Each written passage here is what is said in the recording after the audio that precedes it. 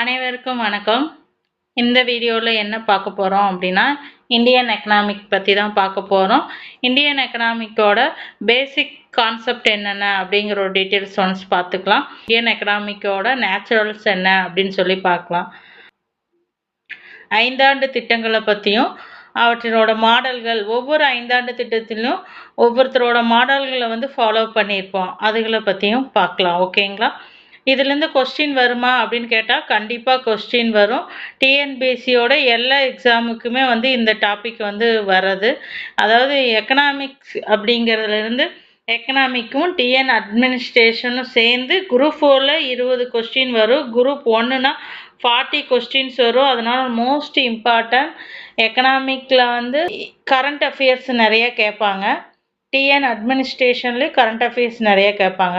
அதுக்கு முன்னாடி நம்ம சிலபஸில் கொடுத்துருக்குற டாபிக் வைஸ் எல்லாமே தெரிஞ்சிருக்கணும். அதுக்காகத்தான் சிலபஸில் ஃபஸ்ட்டு டாப்பிக்காக இருக்கிறது இந்திய பொருளாதாரத்தின் இயல்புகள் மற்றும் 5 ஆண்டு திட்ட மாதிரிகள்.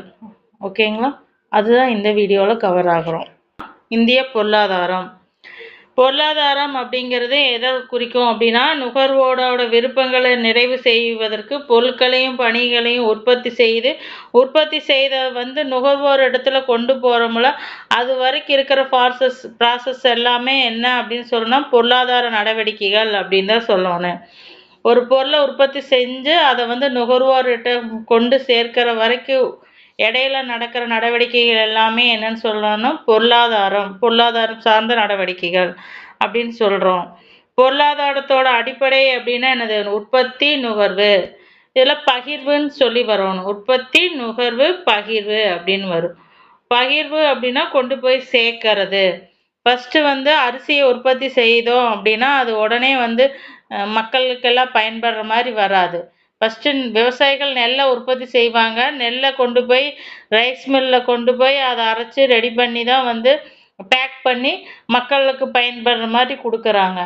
எடுத்தோடனே நெல்லை மக்கள் எடுத்துகிட்டு போய் சமைக்கிறதில்ல. அதனால அதுக்கு இடையில நடக்கிறாங்களா, ரைஸ் மில்லுக்கு கொண்டு போய் அதை அரைச்சி ரெடி பண்ணி பேக் பண்ணுறாங்களா, இந்த ப்ராசஸ் எல்லாம் என்ன அப்படின்னு சொல்கிறோன்னா அதுதான் உற்பத்திக்கான நடவடிக்கை, பொருளாதார நடவடிக்கைகள் அப்படின்னு சொல்லலாம். ஓகேங்களா? இதான் ஒரு பொருளை உற்பத்தி செஞ்ச உடனே அதோட முடிவு விடாது. மக்களிடத்துல கொண்டு சேர்க்கிற வரைக்கும் இருக்கிற செயல்பாடுகளை தான் பொருளியல் ஆய்வு செய்யும். உற்பத்திக்கும் நுகர்வு பணிக்கும் உதவுவது என்ன அப்படின்னா, உற்பத்தி செஞ்சுட்டோம், நுகர்வோர்கிட்ட கொண்டு சேர்க்கறதுக்கு உதவுவது எது அப்படின்னா பரிமாற்றம் எக்ஸ்சேஞ்ச். அதாவது உற்பத்தி செஞ்ச பொருளை கொண்டு போய் நுகர்வோர்கிட்ட சேர்க்க உதவுவது எது அப்படின்னா எக்ஸ்சேஞ்ச் தான் உதவும். முக்கியமான பொருளாதார நடவடிக்கைகள் எதாவது வரும் அப்படின்னு பார்த்தோம்னா, போக்குவரத்து. கொண்டு போகணும்னா இப்போ அரிசி கொண்டு போகணும்னா ஒரு பேக்கெட்னா வண்டியில் கொண்டு போவோம். அதுவே 100 மூட்டை அப்படின்னா லாரியில் கொண்டு போவோம். அந்த மாதிரி போக்குவரத்து. வங்கி பணி, அதாவது பணத்தை டைரெக்டாக அனுப்புறதுக்கு காசை கையில் கொடுப்போம், இல்லையா அக்கௌண்ட்டில் அனுப்புவோம். அந்த மாதிரி வங்கி பணி. இது எல்லாமே பொருளாதார நடவடிக்கைன்னு தான் சொல்லணும். விளம்பரம். தீபாவளிக்கு புதுசாக துணி லான்ச் பண்ணுறாங்க அப்படின்னா அதை பற்றி விளம்பரங்களை ஃபஸ்ட்டு விடுவாங்க. அதுக்கப்புறம் தான் அந்த துணியை தீபாவளிக்கு இன்ட்ரடியூஸ் பண்ணுவாங்க. அந்த மாதிரி தான் விளம்பரம் அப்படிங்கிறது மிக முக்கியமானது. அடுத்து திட்டமிடல். எப்போ அந்த பொருளை லான்ச் பண்ணலாம், எப்போ விளம்பரத்தை லான்ச் பண்ணுறது, எப்போ அதுக்கான ஆஃபரை கொடுக்கலாம், அந்த மாதிரி பிளான் பண்ணுறது தான் என்ன அப்படின்னா திட்டமிடல் அப்படின்னு சொல்லலாம். அரசினோட கொள்கை. உற்பத்தி, பகிர்வு இதுலெல்லாம் அரசோட கொள்கையும் இருக்கும். சில இம்ப்ளிமெண்ட் பார்த்தோம் அப்படின்னா, இப்போ ஜிஎஸ்டியே வச்சுக்கோங்க. அந்த புகையிலை பொருட்களுக்கு 40% வரியை விதிக்கிறாங்க. அந்த மாதிரி தான் சில பொருட்கள் அப்படின்னா அரசு வரி அதிகமாக விதிக்கும். அப்போ அந்த பொருளுக்கான செலவுகள் கொண்டு போகிறது எல்லாமே அதிகமாக தான் இருக்கும். அப்புறம் சில பணிகள், இது போக சில பணிகளும் இருக்குது. ஓகேங்களா? இப்போ முக்கியமான பொருளாதார நடவடிக்கைகள் அப்படிங்கும்போது போக்குவரத்து, வங்கி பணி, விளம்பரம், திட்டமிடல், அரசோட கொள்கை. பொருளாதாரம் இல்லாத நடவடிக்கைகளும் எக்கனாமிக்கில் மேஜர் ரோல் பண்ணும். பொருளாதாரம்னா இது எல்லாமே எப்படின்னா பணம் சம்மந்தப்பட்டது. இது எப்படின்னா பணம் சம்மந்தப்பட்டது கிடையாது. அதை நோட் பண்ணிக்கோங்க. இது எல்லாமே செய்யணும்னா கண்டிப்பாக நம்ம பணம் தேவை. இதுக்கு பணம் தேவையில்லை. ஆனால் இதுவும் வந்து பொருளாதார நடவடிக்கை கீழே வரும். அதாவது நான் எக்கனாமிக்கல் ஆக்டிவிட்டி அப்படின்னு சொல்லுவாங்க. எது எதுனா சுற்றுச்சூழல், உடல் நலம், கல்வி, பொழுதுபோக்கு, ஆட்சி முறை, சட்டத்திட்டங்கள். இப்போ ஒரு ஃபேக்ட்ரி இருக்கு அப்படின்னா அதனோட சுற்றுச்சூழல்ல வச்சும் வந்து பொருளாதாரம் அதை சார்ந்து இருக்கும். அந்த ஃபேக்ட்ரியோட உற்பத்தி அப்படிங்கிறது வந்து அந்த சுற்றுச்சூழலை பொறுத்தும் இருக்கும். இப்போ விவசாயம் சார்ந்த பொருட்களை உற்பத்தி செய்யுது அப்படின்னா அந்த ஃபேக்ட்ரி வந்து சுற்றி விவசாய பூமி இருக்கிற இடத்துல இருந்தால் தான் அந்த ஃபேக்ட்ரி நல்லா உற்பத்தி செய்யும். அந்த மாதிரி சுற்றுச்சூழலை சார்ந்தும் வந்து ஒரு ஃபேக்ட்ரி வந்து முடிவாகும். உடல் நலம் அப்படிங்கிறது மக்கள் வந்து சரியான உடல் நலத்தோடு இருக்கணும். கல்வி படித்தவர்களும் இருக்கணும். அது போக உழைக்கிற மக்களும் வந்து இருக்கணும். அப்போ தான் அது பொருளாதாரத்துக்கு வந்து உதவியாக இருக்கும். பொழுதுபோக்கு மக்கள் எந்த மாதிரி பொழுதுபோக்குகள் வந்து செலவிடுறாங்க அப்படிங்கிறதும் பொறுத்தும் வந்து பொருளாதார நடவடிக்கைகள் வந்து பாதிக்கக்கூடும். ஆட்சி முறை, சட்டதிட்டங்கள் இதெல்லாம் பொருளாதாரத்துக்கு முக்கியமான நான் எக்கனாமிக்கல் ஆக்டிவிட்டி. பார்த்தோம் அப்படின்னா பொருளாதார முறைமைகள், எக்கனாமிக் சிஸ்டம் உலக அளவிலேயே இப்போ வந்து ட்ரெண்டிங்கில் கரண்ட்டாக வந்து உலக அளவில் பயன்படுத்திட்டு இருக்கிற எக்கனாமிக் சிஸ்டம் எத்தனை அப்படின்னா 3 டைப் ஆஃப் எக்கனாமிக் சிஸ்டத்தை வந்து உலகம் பூராமே வந்து பயன்படுத்திட்டு இருக்கோம். எது அப்படின்னு பார்த்தோம்னா முதலாளித்துவ பொருளாதார முறை, சமதர்ம பொருளாதார முறை, கலப்பு பொருளாதார முறை. இந்த 3 எக்கனாமிக் சிஸ்டத்தை தான் வந்து நம்ம உலகம் ஃபுல்லாகவே வந்து ஒவ்வொரு நாடு ஏதாவது ஒரு பொருளாதார முறையை வந்து பின்பற்றும். முதலாளித்துவ பொருளாதாரம். முதலாளித்துவத்தின் தந்தை அப்படின்னு சொல்றவர் யாருன்னா ஆடம் ஸ்மித். ஆடம் ஸ்மித்தை வந்து பொருளியலின் தந்தை அப்படின்னு சொல்லுவோம். அவர் எழுதிய நாடுகளின் செல்வம் அப்படிங்கிற நூல்ல முதலாளித்துவத்துக்கு ஆதரவா நிறைய கருத்துக்களை சொல்லியிருப்பாரு. முதல் பொருளாதாரத்தை பத்தி நிறைய கருத்துக்களை அவர் நூல்ல வந்து எடுத்து கூறியிருப்பாரு. அதனாலதான் பொருளியலின் தந்தை முதலாளித்துவத்தின் தந்தை யாரு அப்படின்னா ஆடம் ஸ்மித். முதலாளித்துவ பொருளாதாரத்தை என்னன்னு சொல்லுவாங்க? தடையில்லா பொருளாதாரம் அல்லது அங்காடி பொருளாதாரம் அப்படின்னு சொல்லப்படுகிறது. எதனால அப்படின்னா பொருளாதாரத்துல உற்பத்தி நடவடிக்கைகள் அனைத்துமே தனியார் வசம் தான் இருக்கும். அரசு வசம் வந்து எதுவுமே இருக்காது. முழுக்க முழுக்க வந்து பொருளாதார நடவடிக்கை எல்லாமே வந்து தனியார் வசம் போயிருக்கு. எந்த பொருட்களை உற்பத்தி செய்யணும், எவ்வளோ விலை வைக்கணும் அப்படிங்கிற எல்லா தீர்மானமே எதுக்கிட்ட இருக்கும் அப்படின்னு பார்த்தோம்னா தனியார் கிட்ட மட்டும்தான் இருக்கும். இதுல வந்து அரசின் கட்டுப்பாடு அப்படிங்கிறது வந்து முதலாளித்துவத்துல வந்து எதுவுமே கிடையாது. எடுத்துக்காட்டு எங்கெங்க அப்படின்னு பார்த்தோம்னா அமெரிக்கா, மேற்கு ஜெர்மனி, ஆஸ்திரேலியா, ஜப்பான். அமெரிக்கா, மேற்கு ஜெர்மனி, ஆஸ்திரேலியா, ஜப்பான். இந்த நாடுகள்ல எல்லாம் பின்பற்றப்படுற பொருளாதார முறைமை அதாவது எக்கனாமிக் சிஸ்டம் என்ன அப்படின்னு கேட்டாங்கன்னா முதலாளித்துவ பொருளாதாரம்.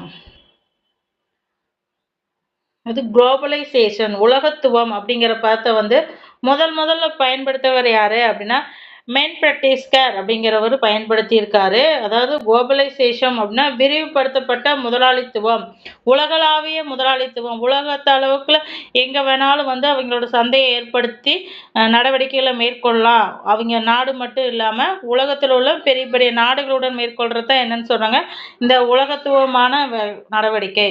முதலாளித்துவ பொருளாதாரத்தோட இயல்புகள் என்னென்ன அப்படின்னு பார்த்தோம்னா தனியார் சொத்துரிமையும் பரம்பரை சட்டமும். அப்படின்னா தனியாருக்குன்னு சொத்துரிமைகள் எல்லாமே போயிடும். முக்கியமான துறைகள் இப்போ ஒரு ஃபேக்ட்ரி வந்து வச்சிருக்காங்க அப்படின்னா அதை அவருக்கு தான் சொந்தம். அவருக்கு அடுத்து அது யாருக்கு போகும்னா அவரோட குழந்தைகளுக்கு தான் அது போகும். அந்த மாதிரி பரம்பரையா வந்து அது தனியாருக்கு சொந்தமா போயிடும்.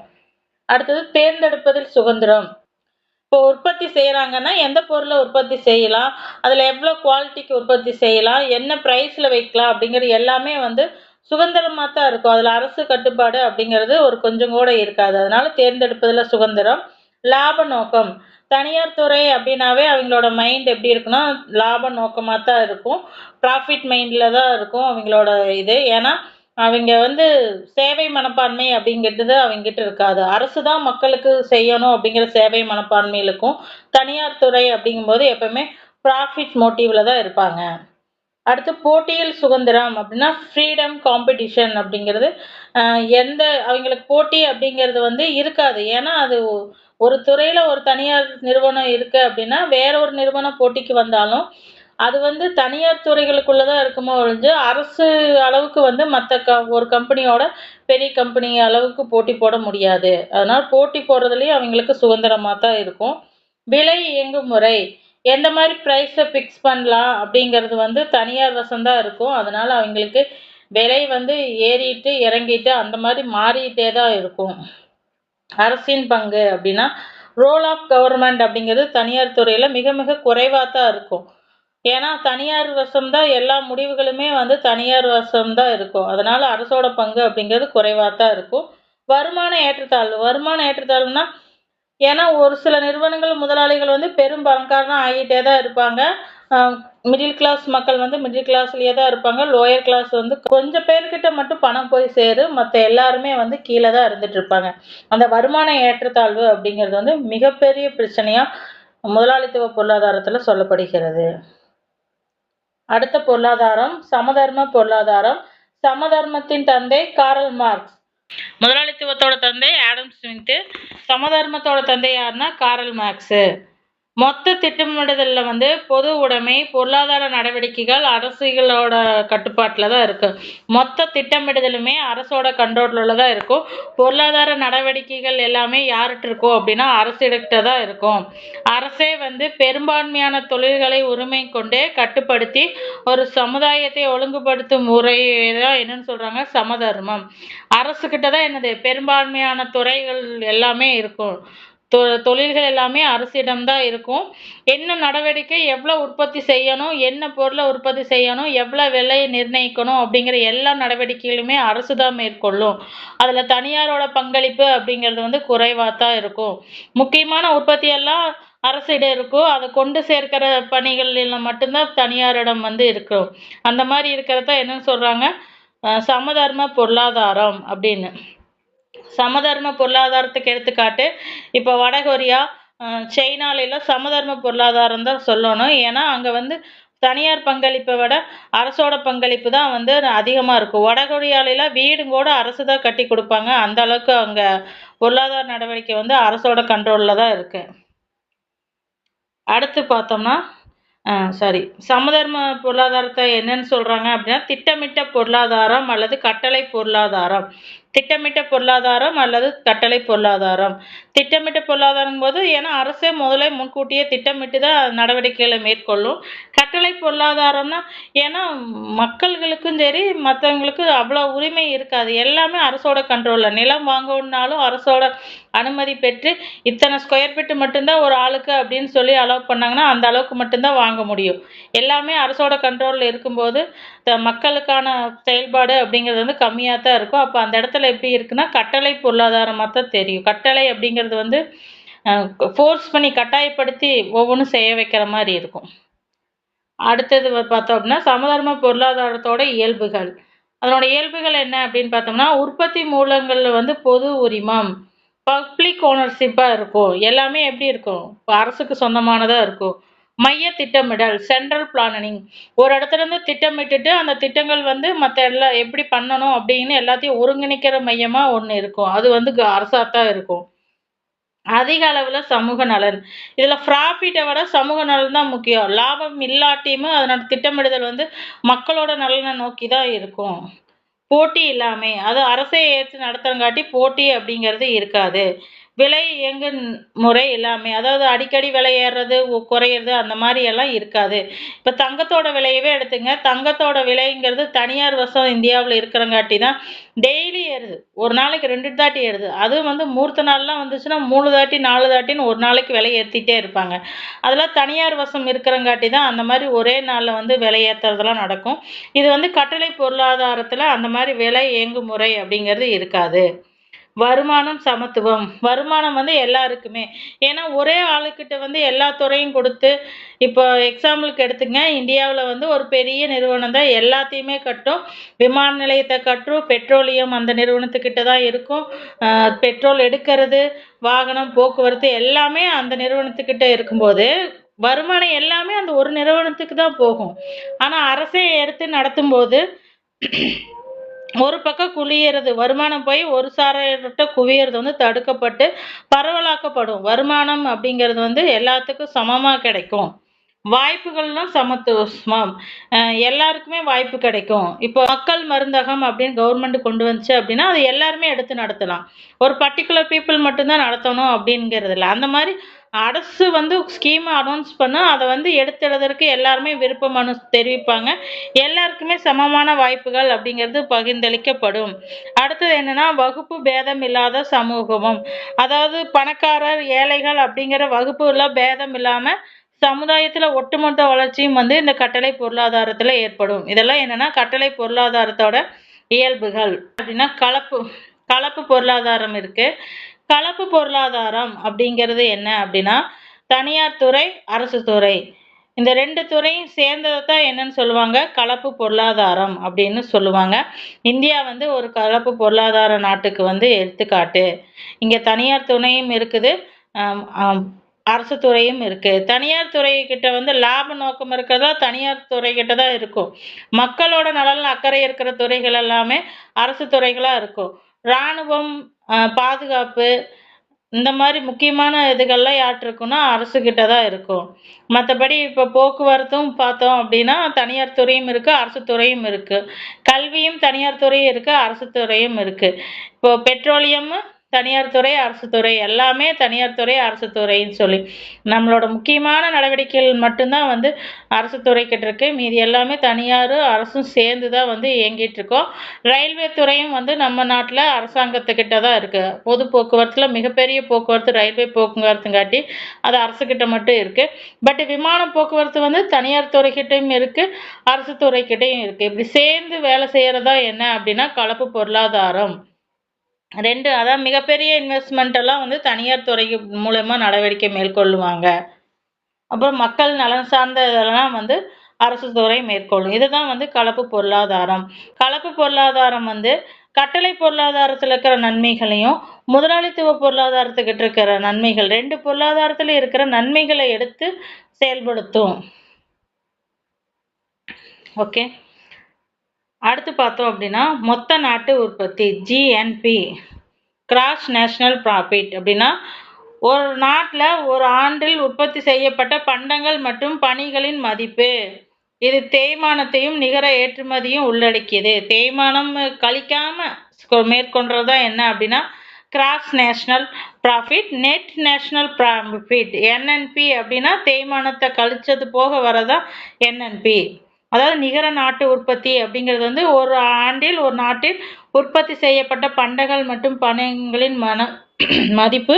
இதை வந்து என்ன பண்ணுவாங்க, தேய்மானத்தை வந்து நிகர ஏற்றுமதியுடன் கூட்ட வேண்டும் அப்படின்னு போட்டிருக்காங்க. தேய்மானத்தை வந்து நிகர ஏற்றுமதியுடன் கூட்டுவாங்க. அதாவது தேய்மானம் நிகர ஏற்றுமதி ரெண்டையும் வந்து கழிச்சதுதான் என்ன அப்படின்னா நிகர உள்நாட்டு உற்பத்தி. அடுத்து பார்த்தோம் அப்படின்னா காரணி செலவின் என்என்பி.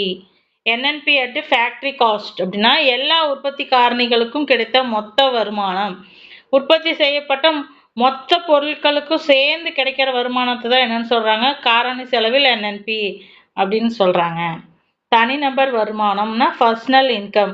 ஒரு நாட்டில் தனி மனிதர்கள் நேர் முகவரியில் செலுத்துவதற்கு முன்பாக பெற்ற மொத்த வருமானத்தை தான் என்னன்னு சொல்றாங்க, தனி வருமானம். அதாவது வருமான வரி செலுத்துறதுக்கு முன்னாடி அவங்க பெற வருமானத்தை தான் என்னன்னு சொல்றாங்க, தனி நபர் வருமானம் அப்படின்னு சொல்லுவாங்க.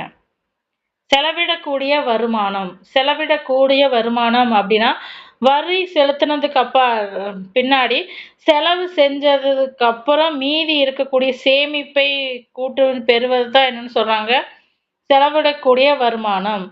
வரி செலுத்தினதுக்கு அப்புறம் மனிதர்களோட தனி மனிதர்களின் நுகர்வு சேமிப்பை எல்லாம் கூட்டி மொத்தமா கிடைக்கிறதா என்ன அப்படின்னா செலவிடக்கூடிய வருமானம். இப்போ 1000 ரூபாய் இருக்கு அப்படின்னா 10 ரூபாய் டேக்ஸ் கட்டிடுவோம், அதுல 90 ரூபாய் மீதி நம்மகிட்ட இருக்கும். அதுல வந்து செலவு செஞ்சுட்டோம் அப்படின்னா 90 ரூபாயில 70 ரூபாய் செலவு செஞ்சுட்டு 20 ரூபாய் சேமிப்போம். ஓகேங்களா? அப்போ நம்ம செலவிடக்கூடிய வருமானம் அப்படிங்கிறது எது அப்படின்னா அந்த 90 ரூபாய் தான் நம்ம செலவு பண்ணக்கூடிய வருமானம்.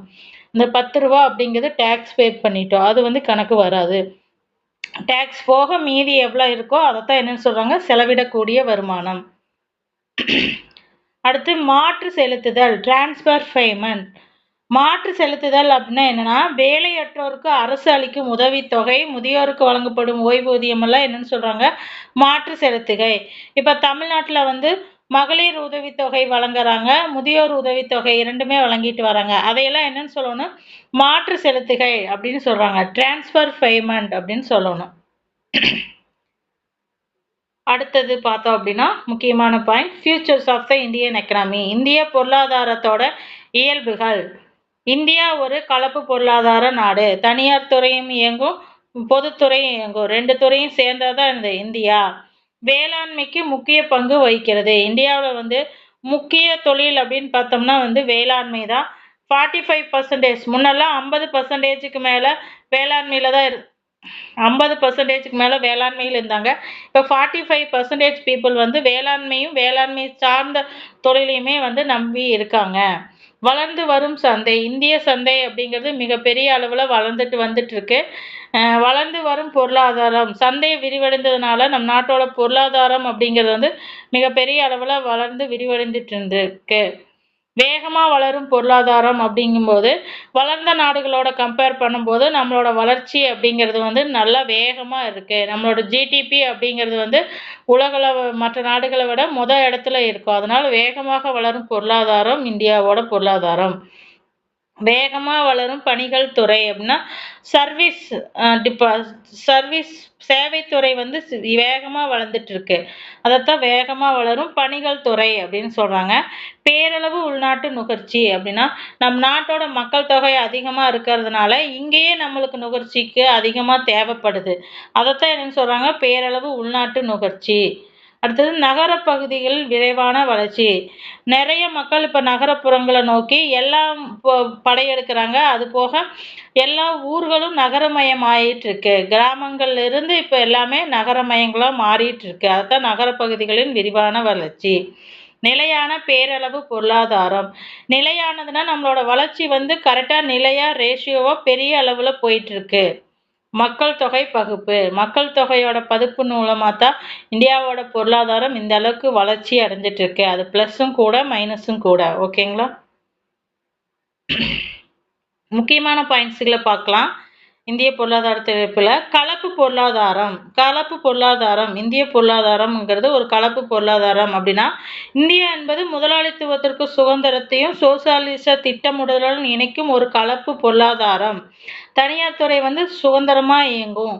பாதுகாப்பு, ரயில்வே மற்றும் சுகாதார பராமரிப்பெல்லாம் யார்கிட்ட இருக்கு அப்படின்னா அரசாங்கத்துக்கிட்ட தான் இருக்கு. பாதுகாப்பு, ரயில்வே மற்றும் சுகாதாரம் அரசாங்கத்திடம் உள்ளது. மீதி அனைத்து துறைகளுமே தனியார் வசம் ஒப்படைக்கப்பட்டிருக்கு. அரசோட பங்கும் இருக்கு. முழுமையா 100% வந்து தனியார் கிட்ட இருக்கிறது வந்து சில துறைகள் தான்.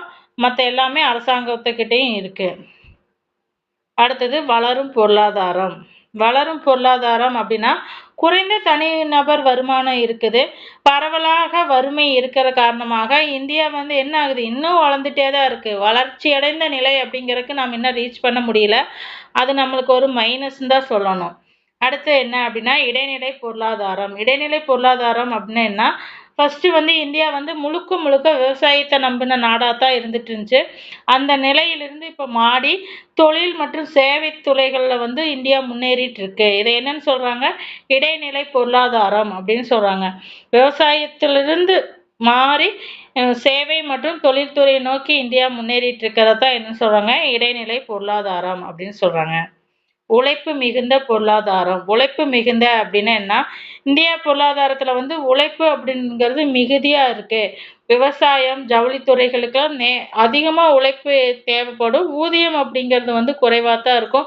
அது போக நிறைய முறைசாரா துறைகளில் வந்து மக்கள் பணியாடிட்டு இருக்காங்க. காரணம் கேட்டால் இங்கே மக்கள் தொகை அதிகம், கிடைச்ச வேலைகளுக்கு மக்கள் போயிட்டு இருக்காங்க. அதனால இந்தியாவில் அப்படி தான் இருக்கும். உழைப்பு மிகுந்த பொருளாதாரமாக இருக்கும். அடுத்து என்னன்னா குறைந்த தனிநபர் வருமானம். இந்தியாவில் தனிநபர் வருமானம் அப்படிங்கிறது மிக குறைவாக இருக்குது. இது மிகப்பெரிய மக்கள் தொகை அடிப்படையிலும் மிதமான பொருளாதார உற்பத்தியும் வந்து குறைக்கிறது. தலா வருமானம் வந்து குறைவாக இருக்கிறதுனால அதிக மக்கள் தொகை இருக்கிறோம், பொருளாதார வசதியும் வந்து கம்மியாக இருக்குது அப்படிங்கிறது இந்த குறைந்த தலா வருமானம் வந்து நம்மளுக்கு காட்டுது. தனிநபர் வருமானம் வந்து இந்தியாவில் எத்தனை அப்படின்னு பார்த்தோம்னா $2,400. $2,400 ஒரு தலா வருமானம் அப்படிங்கிறது $2,400. கடுமையான மக்கள் தொகை அழுத்தம். அதாவது அதிகம் அல்லது வேகமாக வளர்ந்து வரும் மக்கள் தொகை காரணமாக உணவு பாதுகாப்பு, வேலைவாய்ப்பு, வீட்டு வசதி, பொது சேவை எல்லாமே பாதிக்கப்படுது. இது வந்து மக்களோட மைனஸ் தான். மக்கள் தொகை எந்த அளவுக்கு இருந்தா பேரளவு நுகர்ச்சி இருக்கோ, அதே அளவுக்கு உணவு பாதுகாப்பு, வேலைவாய்ப்பு, வீட்டு வசதி, பொது சேவையெல்லாம் வந்து பாதிக்கப்படுது. இது நம்மளோட மைனஸ் அப்படின்னு சொல்லலாம். விவசாயத்தை மக்கள் தொகை சார்ந்து இருக்கிறாங்க. ஒரு நாட்டுல விவசாயத்துல ஈடுபட்டுள்ள பணியாளர்கள் விகிதத்தை வந்து குறிக்குது. இந்தியாவுல வந்து தொழிலாளர்கள் 42க்கும் அதிகமானவர் வந்து இன்னும் எது இருக்காங்க? விவசாயத்தை தான் சார்ந்து இருக்காங்க. அதனால வந்து இன்னும் நம்ம வளர்ற நாடு ஸ்டேட்டஸில் தான் இருப்போம். ஏன்னா கரெக்டான ரேஷியோவில் எல்லா வளர்ச்சியும் இப்போ தொழில்துறை, உற்பத்தி, கல்வி, வேலைவாய்ப்பு எல்லாமே சரியாக கிடக்கும்போது தான் நம்ம வளர்ந்த நாடு அப்படிங்கிற நிலைக்கு நம்ம போவோம். அது வரைக்கும் நம்ம வளரும் நாடு லிஸ்ட்டில் தான் இருப்போம். வறுமை மற்றும் சமமற்ற வருமான பதிவு. வறுமை, வேலையின்மை, சமத்துவமின்மை எல்லாம் வந்து நம்மளோட வளர்ச்சிகளை வந்து தடுத்துட்டு இருக்கு. மூலதன உருவாக்கத்தின் உயர்நிலை அப்படின்னா இந்தியா வந்து தொடர்ந்து மொத்த மூலதன உருவாக்கத்தை வந்து மேம்படுத்திட்டு வந்துட்டு இருக்கு. பொதுத்துறை மற்றும் தனியார் துறை முதலீடுகளால் பெரும் மாற்றம் ஏற்பட்டு நவீனமயமாக்கல், பொருளாதார வளர்ச்சியெல்லாம் ஏற்பட்டுட்டு வந்துட்டு இருக்கு. இது நம்மளோட ப்ளஸ் பாயிண்ட் அப்படின்னு சொல்லலாம். ஓகேங்களா? அதாவது மூலதன உருவாக்கத்துல உயர்நிலையை ஏற்படுத்திட்டு வந்துட்டு இருக்கு. அது வந்து நம்மளோட ப்ளஸ் பாயிண்ட். அடுத்து திட்டமிட்ட பொருளாதாரம். திட்டமிட்ட பொருளாதாரம் அப்படிங்கிறது வந்து நீண்ட கால திட்டங்கள் மூலம் பொருளாதார முடிவெடுப்பதில் வந்து அரசாங்கம் வந்து மைய பங்கா இருக்கு. இந்தியாவில் திட்டமிட்டு தான் நம்மளோட பொருளாதார நடவடிக்கைகளை மேற்கொண்டுட்டு இருக்கோம். நீண்ட கால திட்டங்கள் மூலமா வந்து அரசாங்க மைய பங்கை வந்து வகிக்கிறது. பெரும்பாலும் பொது மற்றும் தனியார் துறைகள் வந்து சமநிலையில தான் இருந்துட்டு வருது அப்படின்னு சொல்றோம். அடுத்து பார்த்தோம் அப்படின்னா இந்திய பொருளாதாரத்தோட மைல்கல் எப்படி இருக்கு, இந்தியாவோட பொருளாதாரம் வளர்ச்சி அடைஞ்சிட்டு இருக்கு அப்படின்னு பொதுவாக பார்த்தோம்னா 1991லேருந்து இது நடவடிக்கைகள் பண்ணிட்டு வந்திருக்கு. 1995 தான் இந்தியா வந்து அந்த தாராளமயமாக்கலுக்கு வந்தாங்க. அது தனியார் துறை பங்களிப்பு, வெளிநாட்டில் முதலீடுகளை வந்து ஈர்க்கிறது எல்லாமே 1991லேருந்து அந்த பொருளாதார கொள்கையை நம்ம பின்பற்றிட்டு வரோம். 1991லேருந்து பொருளாதாரம் வந்து தாராளமயமாக்கலுக்குள்ள வந்துட்டோம். 2000ல் தகவல் தொழில்நுட்பம் மற்றும் சேவை துறைகளோட எழுச்சி வந்து 2000 ஆண்டு முதல் வந்து மேற்கொண்டுட்டு இருக்கு இந்தியாவில். 2014லேருந்து 19 வரைக்கும் உட்கட்டமைப்பு மற்றும் மேம்பாட்டுகளை வந்து கொண்டுட்டு இருக்கோம். கொள்கை உந்துதல்கள் அப்படின்னா உட்கட்டமைப்பு தந்து பொருளாதாரத்துக்கு தகுந்த மாதிரி கொள்கைகளை நம்ம மாற்றிட்டு வந்துட்டு இருக்கோம். 2020 to 25ல் digital India, start up India அப்படிங்கிற மூலமா இந்தியாவோட பொருளாதாரத்தை வந்து நம்ம மேற்கொண்டு வளர்ச்சியை நோக்கி முன்னேறி போயிட்டு இருக்கோம். ஓகே, இதோட பேசிக் கான்செப்ட் முடிஞ்சிச்சு இந்திய பொருளாதாரத்தோட இயல்புகள். அடுத்த டாபிக் என்ன, 5 ஆண்டு திட்ட மாதிரிகள். 5 ஆண்டு திட்ட மாதிரிகள் அப்படிங்கிறது திட்டக்குழுவை பற்றி பார்ப்போம். அதில் வந்து எப்படிலாம் பரிமாண வளர்ச்சி அடைஞ்சிச்சு அப்படின்னு பார்த்துக்கலாம். இந்த டாப்பிக்கில் 5 இயர் பிளான்ஸ் மட்டும் பார்த்துக்கலாம். ஓகேங்களா? 1934ஆம் ஆண்டில் சார் விஸ்வேஸ்வர் ஐயர் வந்து இந்தியாவிற்கான திட்டமிட்ட பொருளாதாரம் அப்படிங்கிற ஒரு புத்தகத்தை வந்து வெளியிட்டார். எப்போ அப்படின்னா 1934. அதில் தான் வந்து இந்தியாவுக்குன்னு திட்டமிடுதல் அவசியம் அப்படின்னு முதல்ல சொன்னவர் யார் அப்படின்னா விஸ்வேஸ்வர் ஐயா. அவர் தான் வந்து முதல் இந்தியாவுக்குன்னு திட்டமிடுதல் அவசியம் அப்படின்னு சொன்னார். எதன் மூலியம்னா இந்தியாவிற்கான திட்டமிட்ட பொருளாதாரம் அப்படிங்கிற நூல் மூலியமா. 1938ல் நேரு தலைமையில் தேசிய திட்டமிடுதல் குழு வந்து அமைக்கப்பட்டுச்சு. தேசிய திட்டமிடுதல் குழு வந்து 1938ல் அமைக்கப்பட்டுச்சு. 1951 முதல் 2017 வரைக்கும் இந்தியாவில் 12 5ஆண்டு திட்டங்கள் வந்து செயல்படுத்தப்பட்டிருக்கு. முதல் 5ஆண்டு திட்டம் தொடங்கப்பட்டது 1951. இறுதி 5ஆண்டு திட்டம் வந்து 2012 to 2017 12வது 5ஆண்டு திட்டம். முதல் திட்டம் வந்து 1951, 12வது 5ஆண்டு திட்டம் 2012 to 2017. அதுக்கப்புறம் என்னாச்சுன்னா திட்டங்களை வகுத்துட்டு இருந்த திட்ட கமிஷன் வந்து 2005ல் கலைக்கப்பட்டு நிதி ஆயோக்கா மாற்றப்பட்டுச்சு. அடுத்த வீடியோவில் நிதி ஆயோக்கு திட்ட கமிஷனை பற்றி பார்க்கலாம். திட்டங்களோட நோக்கங்கள் என்னென்ன, எதற்காக 5ஆண்டு திட்டங்கள்லாம் போடப்பட்டுச்சு அப்படின்னா இந்தியாவில் பொருளாதார வளர்ச்சியை ஏற்படுத்துவதற்காகவும் வறுமையை குறைப்பதற்காகவும் சுயசார்பு இந்தியாவை ஆத்ம நிர்பார்தா மாத்துறதுக்காகவும் நவீனமயமாக்கல், சமத்துவம் மற்றும் சமூக நீதி, வேலைவாய்ப்பு உருவாக்கம் இந்த காரணங்களுக்காகத்தான் 5 ஆண்டு திட்டங்கள் போடப்பட்டுச்சு. பொருளாதார வளர்ச்சி, வறுமை குறைப்பு, சுயசார்பு, நவீனமயமாக்கல், சமத்துவம் மற்றும் சமூக நீதி, வேலைவாய்ப்பு உருவாக்கம். அடுத்து பார்த்தோம்னா இது 5 ஆண்டு திட்டங்கள். இலக்கு, வளர்ச்சி என்ன அப்படின்னு பார்க்கலாம். முதல் 5 ஆண்டு திட்டம் 1950 to 56. இதனோட இலக்குங்கிறது 2.1. ஆனால் வளர்ச்சி 3.6%. அப்போ முதல் 5 ஆண்டு திட்டம் வெற்றிகரமான திட்டமாக இருந்திருக்கு. இரண்டாவது 5 ஆண்டு திட்டம் 1956 to 61. இலக்கு அப்படிங்கிறது 4.5.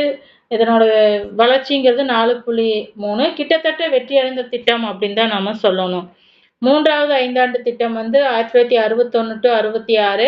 இலக்கு 5.6%. ஆனால் வளர்ச்சிங்கிறது 2.8%. ஸோ இது தோல்விகரமான திட்டம். இந்த திட்டம் தோற்றதுனால அடுத்து 3 ஆண்டுகள் 1966, 67, 68, 69, 67, 68 3 ஆண்டுகள் ஆண்டு திட்டங்களாக தான் நிறைவேற்றியிருக்காங்க. ஏன்னா 3வது 5 ஆண்டு திட்டம் தோற்றதுனால. அடுத்து பார்த்தோம்னா 4வது 5 ஆண்டு திட்டம் 1969 to 74. இலக்கு அப்படிங்கிறது 5.7. ஆனால் வளர்ச்சி 3.3% தான் அடைஞ்சிச்சு. இதுவும் ஒரு தோல்விகரமான திட்டம். ஏன்னா நிர்ணயிச்ச இலக்கை அடைய முடியல. 5வது 5 ஆண்டு திட்டம் 1974 to 79. இலக்கு 4.4. ஆனால் வளர்ச்சி 4.8. 5வது 5 ஆண்டு திட்டம் வெற்றிகரமான திட்டம். அடுத்தது சுழல் திட்டம் 1978 to 80 வரைக்கும் 2 ஆண்டுகள் சுழல் திட்டம் அப்படின்னு சொல்லி கொண்டு வந்தாங்க. 6வது 5 ஆண்டு திட்டம் 1980 to 85. அதனோட இலக்கு 5.2. ஆனால் வளர்ச்சி 5.7. இது வெற்றிகரமான திட்டமாக இருக்கு. 7வது 5 ஆண்டு திட்டம் 1985 to 90. இலக்கு 5.0%. 5%. வளர்ச்சி 6% அடைஞ்சிச்சு. இது ஒரு வெற்றிகரமான திட்டம். 8வது 5 ஆண்டு திட்டம் 1992 to 97. இதனோட இலக்கு 5.6%. வளர்ச்சி 6.8. இதனால இது வெற்றிகரமான திட்டம். 6வது 5 ஆண்டு திட்டம் வெற்றி, 7வது 5 ஆண்டு திட்டம் வெற்றி, 8வது 5 ஆண்டு திட்டமும் வெற்றி. 9வது 5 ஆண்டு திட்டம் 6.5% இலக்கு, ஆனால் வளர்ச்சி 5.4. இது கிட்டத்தட்ட வளர்ச்சி பக்கத்தில் தான் வந்திருக்குது. ஆனால் முழுமையாக வளர்ச்சி அடைய முடியல. இதனால இது தோல்வியான திட்டம் தான் சொல்லணும். அடுத்து பார்த்தோம்னா 10வது 5 ஆண்டு திட்டம் இலக்கு 8.8%. இலக்கு 8%. வளர்ச்சி 7.6. வளர்ச்சி அடையாளத்தையும் இது வெற்றிகரமான திட்டம் தான். ஏன்னா முதல்ல 7.6% வளர்ச்சியை அடைய ஆரம்பிச்சிருக்கு. அதனால இது வெற்றிகரமான திட்டம் அப்படின்னு தான் சொல்லணும்.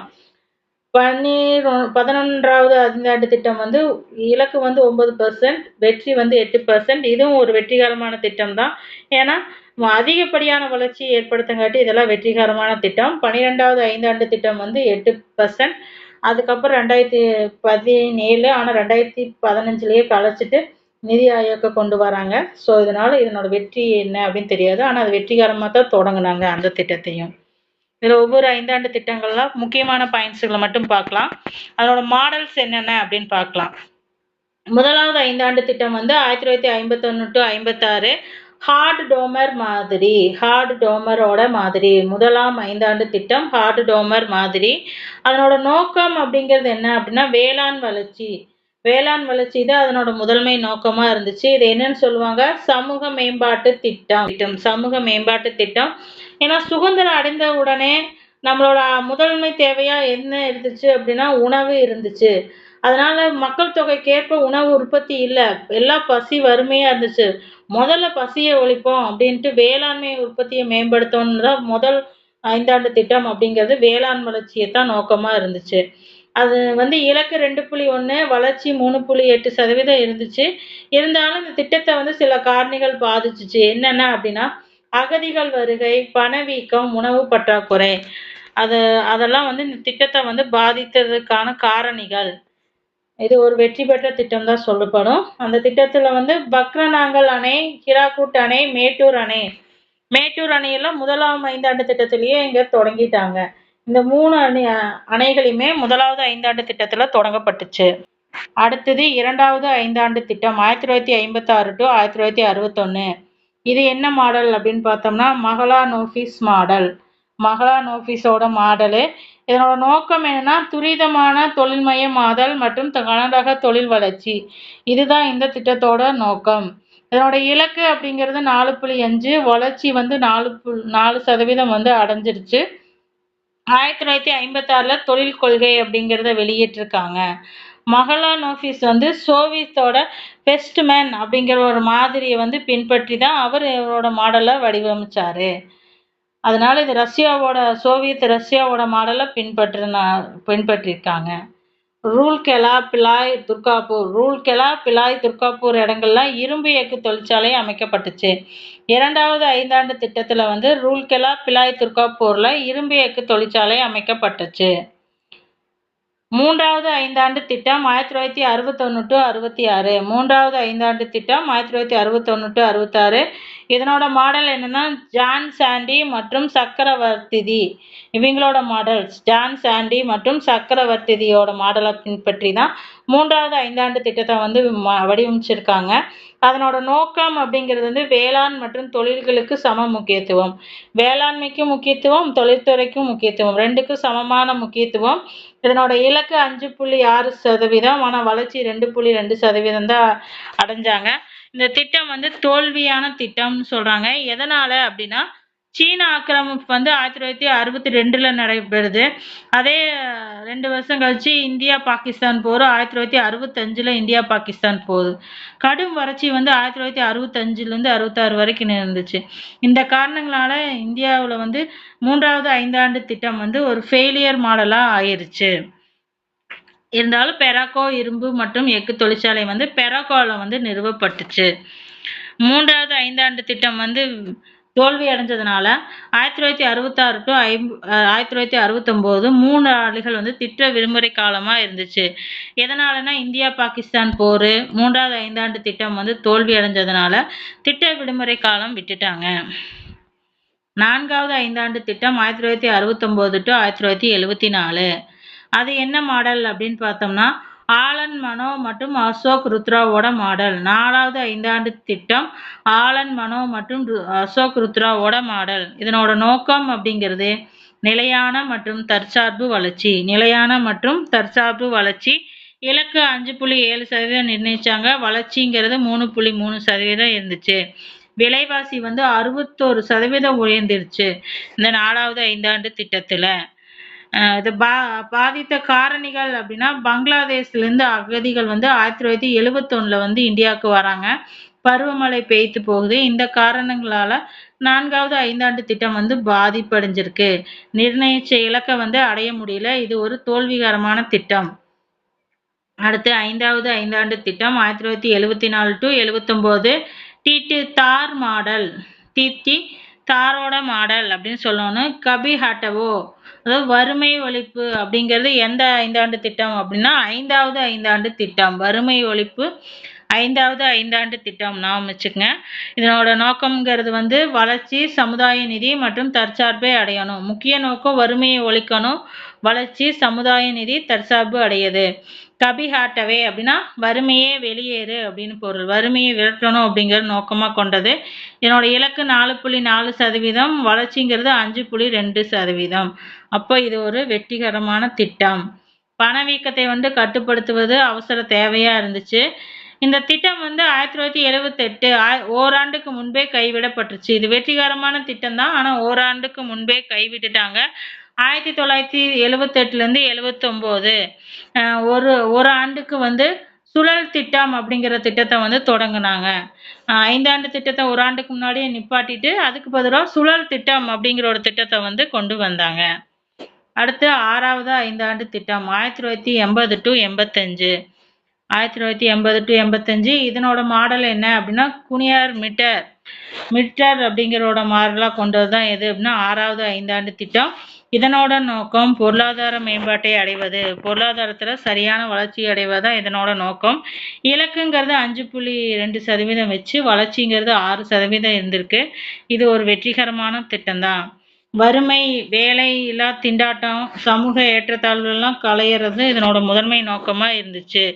இந்த திட்டத்தை வந்து இருமுறை போடப்பட்ட திட்டம் அப்படின்னு சொல்லப்படுகிறது. காங்கிரஸ் ப்ளஸ் ஜனதா அரசுன்னு தனித்தனியாக அந்த திட்டத்தை வந்து வகுத்திருக்காங்க. விவசாயம் மற்றும் ஊரக வளர்ச்சித்துறைக்குன்னு என தனி வங்கி வந்து தொடங்கப்பட்டது. எத்தனாவது ஐந்தாண்டு திட்டம்னா 6வது ஐந்தாண்டு திட்டத்தில் விவசாயம் மற்றும் ஊரக வளர்ச்சிக்குன்னு தனி வங்கிகள் தொடங்கப்பட்டது. அடுத்து 7வது ஐந்தாண்டு திட்டம் 1985 to 90. இது யாரோட மாடல் அப்படின்னா பிரணாப் முகர்ஜியோட மாடல். 7வது ஐந்தாண்டு திட்டம் பிரணாப் முகர்ஜியோட மாடல். இதனோட நோக்கம் என்ன அப்படின்னா தன்னிறைவு பெற்ற பொருளாதார உற்பத்திறன், வேலை வாய்ப்பு, தொழில்நுட்ப மேம்பாடு எல்லாம் அடையணும். இதுதான் இதனோட நோக்கம். தன்னிறைவு பெற்ற பொருளாதார உற்பத்தி திறன், வேலை வாய்ப்பு, தொழில்நுட்ப மேம்பாடுலாம் அடையிறது தான் இந்த 7வது ஐந்தாண்டு திட்டத்தினோட நோக்கம். இலக்கு 5.0, அதாவது 5%. வளர்ச்சிங்கிறது 6.01% வளர்ச்சி அடைஞ்சிருக்கு. இந்த பிளானிலிருந்து, அதாவது 7வது ஐந்தாண்டு திட்டத்திலிருந்து பொதுத்துறையை விட தனியார் துறைக்கு தான் அதிக முக்கியத்துவம் கொடுக்க ஆரம்பிச்சிருந்தாங்க. உணவு தானிய உற்பத்தி, வேலை வாய்ப்பு பெருக்கிறது, மின்னணு மற்றும் தகவல் தொழில்நுட்ப முதலீடுகள்லாம் செய்யப்பட்டுச்சு தனியார் துறை மூலமாக. அதுக்கடுத்து அப்படின்னா முக்கியமானது ஆண்டு திட்டங்கள் 1990 to 91, 91 to 92. 2 ஆண்டுகள்.